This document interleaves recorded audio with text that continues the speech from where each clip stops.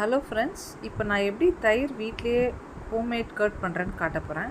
இப்போ இந்த பாலை காய்ச்சிட்டு எனக்கு வேணுங்கிற அளவுக்கு வெது வெதுன்னு சுட வச்சுட்டு இந்த மாதிரி அந்த தயிர் ஊற்றுற ஒரு கிண்ணத்தில் வச்சுருக்கேன். இது ஏற்கனவே நான் உர வச்ச தயிர். இதை தான் ஒரு ஸ்பூன் அந்த காய்ச்சின பாலில் ஒரு ஸ்பூன் கலந்து இந்த மாதிரி நல்லா ஆற்றணும். ரெண்டு பக்கமும் பாலை நல்லா அந்த உரையோட கலந்த மாதிரி மிக்ஸ் பண்ணுறதுக்கு நல்லா ரெண்டு பக்கமும் ஆற்றணும். ஆற்றுனதுக்கு அப்புறம்தான் உங்களுக்கு திப்பி திப்பியாக இருக்காது. இல்லைனா இந்த மாதிரி நீங்கள் பண்ணலன்னா திப்பி திப்பியாக வரும் கர்டு. ஸோ இதை பண்ணிவிட்டு ஓவர் நைட் இதை நான் வச்சிடுறேன்.